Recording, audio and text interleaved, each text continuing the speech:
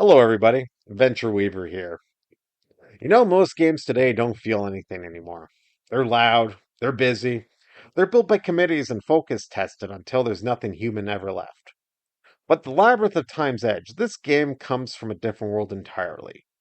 This is a game written one line at a time, room by room, by a single creator who refused to give up on imagination. There's no AI generated assets, no corporate nonsense, just handcrafted storytelling in its purest form. Because it gives you something modern games don't forget. And that's what this game's all about. This is why you should play it. All 4,000 rooms. Well, it's 4,000 plus rooms now, but who's counting, right? They're built to make you feel something. Tension, beauty, fear of the unknown, and love, and what have you. The labyrinth is alive and it reacts to you in ways a corridor shooter never will. Because it's more than a game, it's a journey. This isn't like a 5 minute dopamine hit. It's an adventure game you sink into. Like reading a novel that refuses to let you go. This isn't a Unity like game where I buy assets and slap it together, put it on Steam and try to get you to give me money. No, that's not what this is at all. You know? This game's free, but there is a $2 donation or whatever you want to give if you ever feel like it. No pressure. This game, I want something that your mind paints in the world around you, if that makes any sense. Because I respect imagination. Your choices shape the experience. You want to go north, you go north. You want to go east, east, west, west, south, south. You know the rest of the deal. The labyrinth becomes your story. It's ever expanding, and it's always going to be a wonderful time. You should have a wonderful time playing it. But hey, to each his own. There's no microtransactions, there's no battle passes, no season nonsense, just pure adventure the way it used to be. Before big corporations decided to come in and nickel and dime you until you had absolutely nothing left but a paint by numbers game. Labyrinth Time's Edge isn't like that. I never made it to be like that. I made it to be something special, something fun that fuels imagination. Nobody has imagination these days. I'm not saying I have an imagination, but like we're lacking something. Like people as a whole are lacking creative outputs. You know, they made AI. Now AI sucks. You used to be able to make little funny pictures and stuff like that, and have it tell you knock knock jokes. But but now it's terrible. Like there's a Coca-Cola ad with AI, and it looks horrible. It looks like something from a dystopian alternate reality. You got soup executives screaming at people, calling them, flipping poor.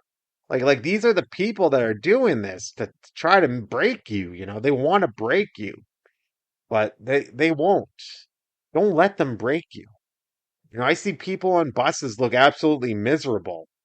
I get it. You're on a bus. Buses kind of suck. I get that. But, just kind of, take charge. Your boss is treating you like shit. What you got to do is you got to put him in his place and call it all the inefficiencies that the company is wasting money on. That's the way to do it. I'm joking, of course. I'm kidding. You know, I'm kidding. But am I though? I'm kidding more along the lines of imagination and broken people and stuff like that. Nowadays, I see people buying $80 games, $80 for for not even the game. You don't even get the physical disc. And I know that's kind of grasping at straws. But it's one of those things that I always find really fascinating is that people are willing to give something away, but $80 for something digital. But if your system dies or you forget all your logins and whatnot, or that then you're hooped. You shouldn't be like that. Games should always be fun. They should be free. You should maybe pay for them once and that's it. But I don't know. Text adventures are built with actual heart. You don't get that anymore.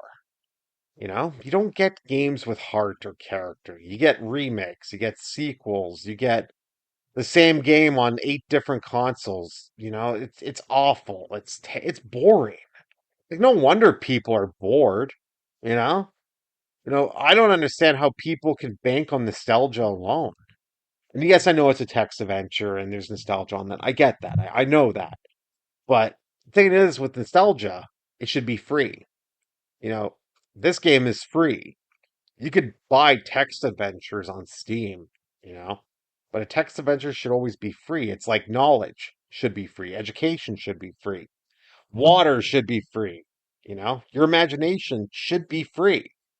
But you sign that off, you give it away because people want to watch and play Call of Duty. I don't know, the new one. I don't pay attention to that stuff.